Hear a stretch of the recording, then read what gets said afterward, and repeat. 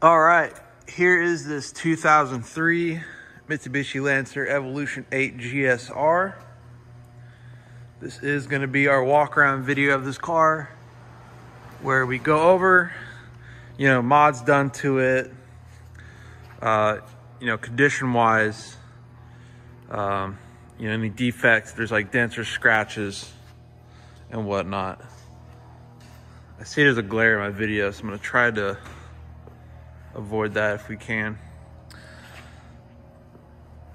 This car was actually bought this off a friend here in Arizona. He's owned this car for, I believe, about 4 years, 3 or 4 years. It's got right under 81,000 miles.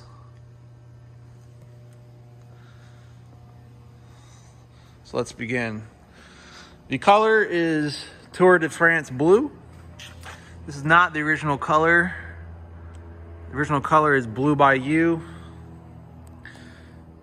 The exterior of the paint looks phenomenal. It's got a really awesome metallic. Might be able to get some of that in the video.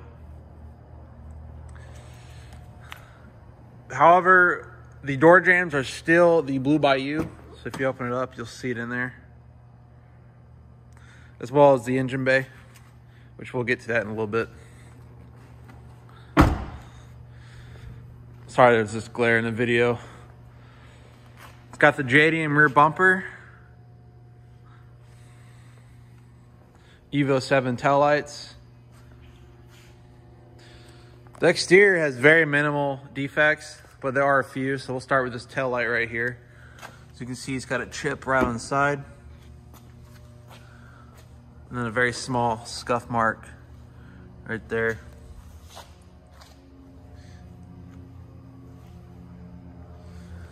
And a very small paint chip on that rear bumper.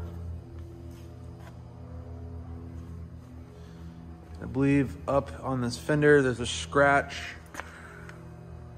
as you can see right here.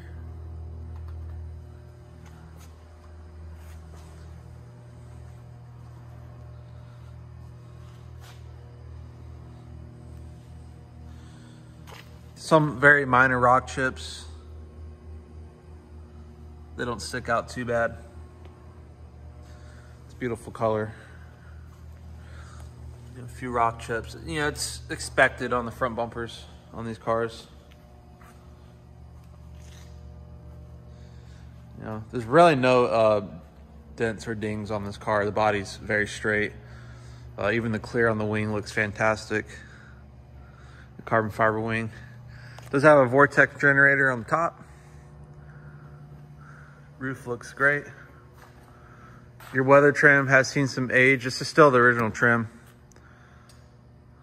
If you want to replace these, they're about 150 bucks through Mitsubishi. They're not too hard to put on either. So exterior mods are mods that we can see from the outside. This does have RPF1 wheels. Brakes, rotors, they haul. I believe there's about a year on those. There's a ton of life left on them. As you see, we have a nice Gretty exhaust. This is a full titanium exhaust. And this is a little bit on the rare side. And when you run the JDM rear bumper, this exhaust has to have a different fitment than the USDM. So you can't just swap those over. You gotta have a JDM rear specific, or else it's be sitting way too far inside. We do have rain visors up here, factory Mitsubishi. And that's about it for the exterior mods. We'll go over the condition of the interior. Show you the door panels. They look great. The driver's seat, it's gonna have a little bit of wear. Typically right here is where you see them on these cars. Let's see if I can clear that glare up. There we go. Does have a suede wrap steering wheel. Have the Mickey Mouse gauge pillars or gauge pods. So you got boost and AFR up there.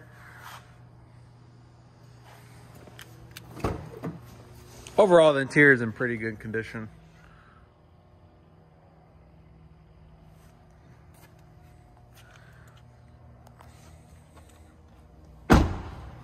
Go on the other side.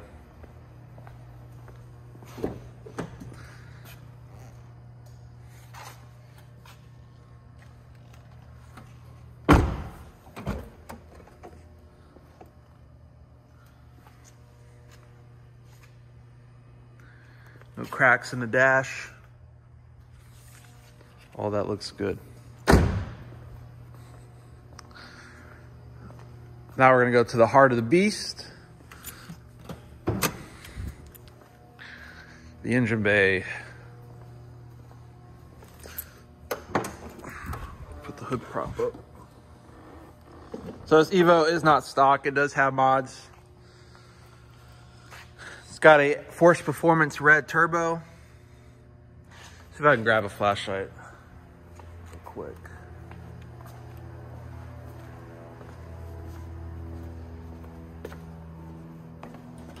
There you go. So it's got a Force Performance red turbo. As you can see, a nice pretty tag down there.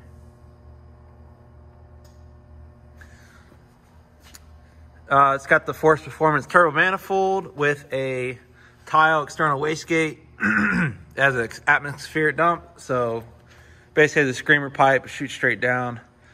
Once you go over certain boosts, that wastegate opens up and it sounds really nice. Got a STM 3-inch intake. And this car is on speed density now, so there's no more MAF to worry about. You know, if you get a boost leak, you're not gonna be stranded on the side of the road. And that Iat sensor is on this charge pipe down below. This is also the STM intercooler. I think it's a 3.5-inch or 4-inch core. Looks great. It's got the upper charge pipe. Looks really nice. It's got a small battery kit. Tile blow-off valve. The engine stock piston rod, you know, stock crank. It does have upgraded cams, Kelford 272s, ARP head studs. This is a brand new valve cover as well. And then the ignition is a coil on plug conversion. So you got rid of the CDI. So you have a nice, a little bit more reliable with more boost, spark. And you got an AN fuel rail with 1400 cc injectors. We're not sure what brand they are, but they're flowing quite well.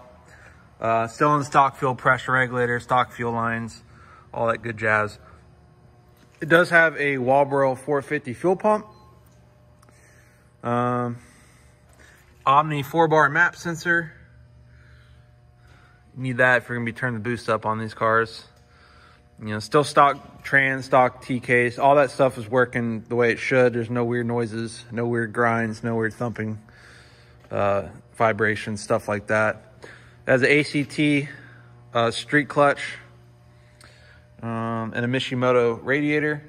When I was doing photos of this car, this coolant line, if I can point it out, this guy actually bursted on me right after we detailed it. So this is a new coolant line that I put in the car. There's gonna be some old coolant sitting on there. It's gonna burn off over time. Don't let that fret you. It had the original line on there, so it was just old and brittle. Happens sometimes, but that's already taken care of. Suspension wise, it's on Fortunato coilovers and it rides like a dream. It rides like stock. So if you're afraid of a bumpy ride, don't worry about it on this car. You're gonna really love how this thing handles. And it's got agency power, lower rear control arms. No rust on this car. You know, the boost controller, it's got a 3-port right under that air filter. But just to show you, you know, there's no rust on it. Clean chassis car, super clean car. Even all the bolts look good. And I'll try to get underneath of the back so you get a better view of that too.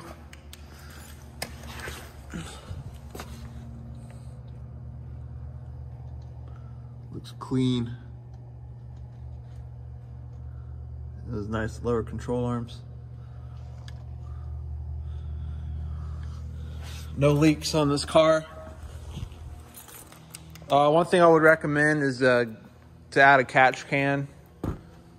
STM makes a great catch can kit that bolts to the side of your transmission. Sorry about that, I had someone walk in on me. Back to what I was saying, I recommend getting a catch can kit for this car, and STM makes a great one that mounts to the side of the transmission. So it'd sit low down there, and you basically run this line off the valve cover and this line back here. That way, you know, any extra oil, just from the, you know, added increase of boost, you might get a little bit more blow by. And that will collect it down there. And, you know, when you do your oil changes, you just drain that. Super easy to install. I mean, anyone can do it. But now, we're going to start this thing up. It's already warmed up. I did a cold start earlier. So it's ready to go. So, get to hear how this thing sounds.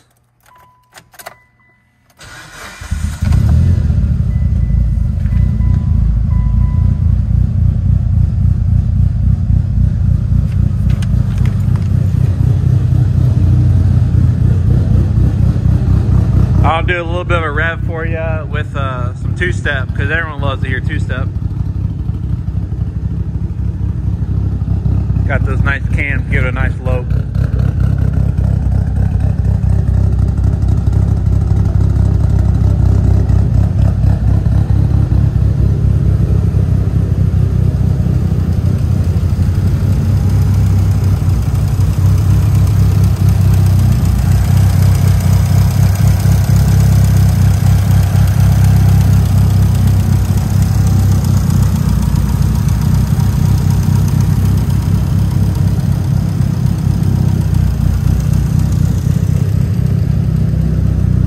Prop my phone up for you.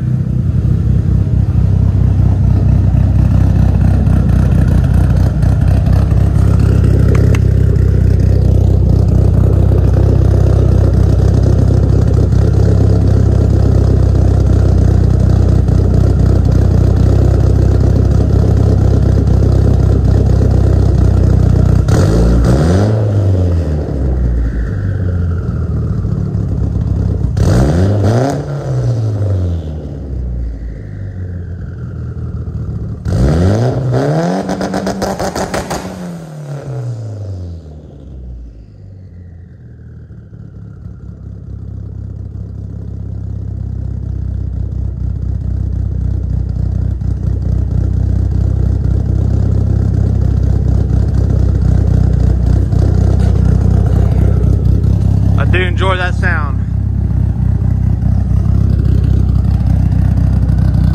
It's cold out, that's just condensation. So in the interior, there's a very common Evo issue that had unfortunately reached this car. This is your temperature dial knob, and these things, they get finicky over time and they actually stop kind of working. Luckily the AC works great, but if you want to do the heater, there's actually a few wires on the dash. If you want to twist them, it'll turn that on. However, if that's something that you really want, STM makes a replacement dial for this. It's on their website. I've owned 3 Evos, and it's done on every single one of them, so it's just common on these cars.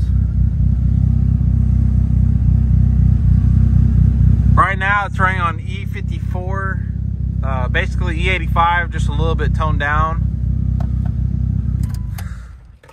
We did a winter tune adjustment. So the car is tuned by ES Tuning, Evan Smith. And it was tuned in the summer, so we brought it down to BMR and we just, you know, put on the dial and make sure everything was running good. And it was making just a little bit more boost than we would like. I think it was around 36.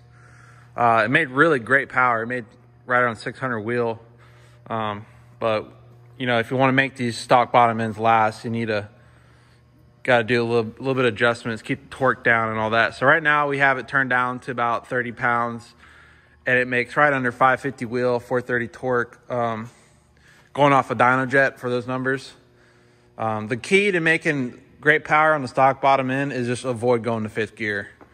That's where it can cause damage, and all that load, that's enough to shoot a rod through the block. But there's guys that have made, you know, well over 600 on stock internals. That's just the goal. don't go into fifth gear. So ask me how I know that. But yeah, this thing, it runs flawless, pulls up super nice. This turbo sounds fantastic. It's a great driving car. It's definitely one that's going to put a smile on your face. And supposedly all the mods are done around 72,000 miles. The prior owner, he doesn't drive it as his daily. It was more of a weekend toy for him, so. But if you want to make sure this car is still available, go to our website, azautohunters.com. If you want to see similar inventory like this or keep tabs if we get any more in, go follow our Instagram page at azautohunters, as well as our Facebook. Thanks for watching.